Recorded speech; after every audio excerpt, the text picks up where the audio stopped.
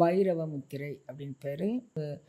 வயல்வெளிக்கு வேலைக்கு போகிறோம் அல்லது வேறு நம்ம எந்த வேலைக்குனாலும் போகும்போது நம்மளுடைய வாசி வந்து வலது கை பக்கமாக இருக்கிற மாதிரி, அது பேர் சரம் பார்த்தல் அப்படின்னு பேர்.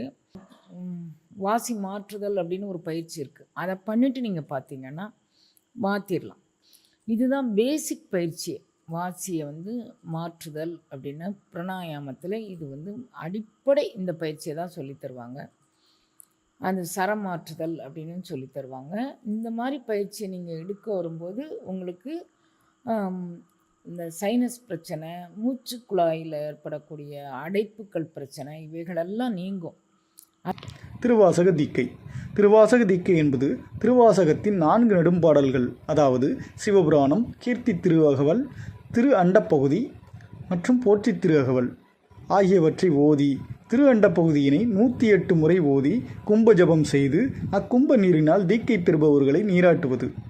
இதன் மூலம் திரு அண்டப்பகுதியின் மந்திர உருச்சொற்களால் முயற்சியும் நம்பிக்கையும் இடையறா அன்பும் உடைய அன்பர்கள் திருவாசகத்தின் சிறப்பினை அனுபவ பொருளாக உயிர்த்து உணர்வார்கள்.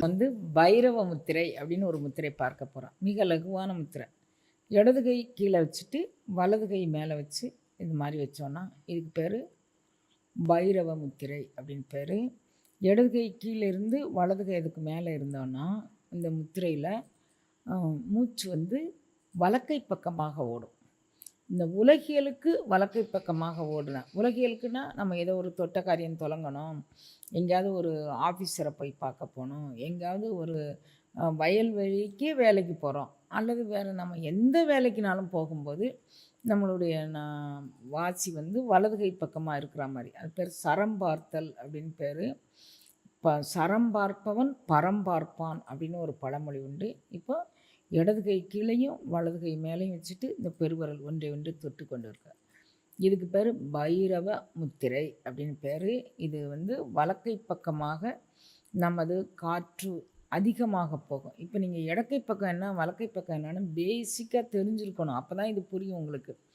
நம்ம இயல்பாக ஒரு அமர்வு நிலையில் உட்காந்துருந்தோம்னா நம்மளுடைய மூச்சு காற்று எந்த பக்கமாக போகுது அப்படின்னு நீங்கள் பார்த்தீங்கன்னா, இங்கே பாருங்கள், கட்டை விரலை கொண்டு வாசியை மூடிட்டுங்கன்னா இப்படி மூடிட்டு அப்புறம் வந்து நீங்கள் மூச்சு இயல்பாக விட்டு பார்த்தீங்க அப்படின்னு சொன்னால் உங்களுக்கு ஒரு பக்கம் நாசில 60%, 70%, 80% வரைக்கும் ஓடும். அப்புறம் கொஞ்ச நேரம் இந்த இந்த வாசி மாற்றுதல் அப்படின்னு ஒரு பயிற்சி இருக்குது. அதை பண்ணிவிட்டு நீங்கள் பார்த்தீங்கன்னா மாற்றிடலாம். அப்போது இந்த நாசியில் ஒரு நாசியில் எந்த நாசியில் 60-70% ஓடிச்சோ அதுக்கு அடுத்த நாசியில் 60-70% ஓட ஆரம்பிச்சிடும். இதுதான் பேசிக் பயிற்சி. வாசியை வந்து மாற்றுதல் அப்படின்னா பிராணாயாமத்தில் இது வந்து அடிப்படை. இந்த பயிற்சியை தான் சொல்லித் தருவாங்க. அந்த சரம் மாற்றுதல் அப்படின்னு சொல்லி தருவாங்க. இந்த மாதிரி பயிற்சியை நீங்கள் எடுக்க வரும்போது உங்களுக்கு இந்த சைனஸ் பிரச்சனை, மூச்சு குழாயில் ஏற்படக்கூடிய அடைப்புக்கள் பிரச்சனை, இவைகளெல்லாம் நீங்கும். அதுக்கு இந்த முத்திரை வந்து ரொம்ப சாலச்சிறந்த முத்திரை. இதில் இப்படி வச்சுட்டு போகும்போது உங்களுக்கு வலது கை புறமாக, இடது கை கீழேயும் வலது கை மேலேயும் இருந்தால் வலப்பக்கமாக உங்களுடைய வாசி அமையும். இதுக்கு பேர் வலப்பக்கமாக அமைதனால அது வடகலை அப்படி பிங்கலை அப்படின்னு சொல்லுவாங்க. அதனால் இது வந்து பைரவர், ஆண் சார்ந்து பைரவர் முத்திரை அப்படின்னு. இது உலகியலுக்கு பயன்படும். அருளியலுக்கு பயன்படும் போது வலது கை கீழையும் இடது கை மேலேயுமாக வைத்துக்கொண்டு இந்த முத்திரை செய்யணும். அப்போ நம்மளுடைய இந்த முத்திரையை 5 நிமிட நேரம் தொடர்ந்து பயிற்சி பண்ணோன்னா இடக்கை பக்கமாக நமக்கு மூச்சு போகும். இந்த நேரத்தில் நமக்கு தியான பயிற்சி, மந்திர ஜபம், பூஜைகள் இவைகளை செஞ்சு வரும்போது நமக்கு உணர்வுபூர்வமான ஒரு பலன் ஏற்பட்டு நமக்கு வந்து உடல் சார்ந்தும் மனம் சார்ந்தும் ஒரு அமைதி கிடைக்கும். இந்த முத்திரை வந்து வயிற்றுப்பகுதியில் நன்கு வேலை செய்கின்றது. மூலாதார சக்கரத்தையும் அதிலிருந்து தொடர்ந்து உச்சந்தலை வரைக்கும் உண்டான சக்கரங்களையும் இயக்குவதற்கு இது பயன்படுகின்றது.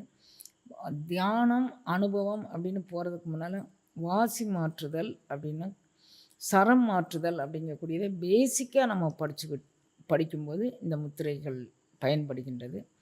இந்த முத்திரை மூலமாக நம்மளுடைய பிராணாயாம பயிற்சிகள் தங்குதடை இல்லாமல் நடப்பதற்கு இயல்பாக அமையும்.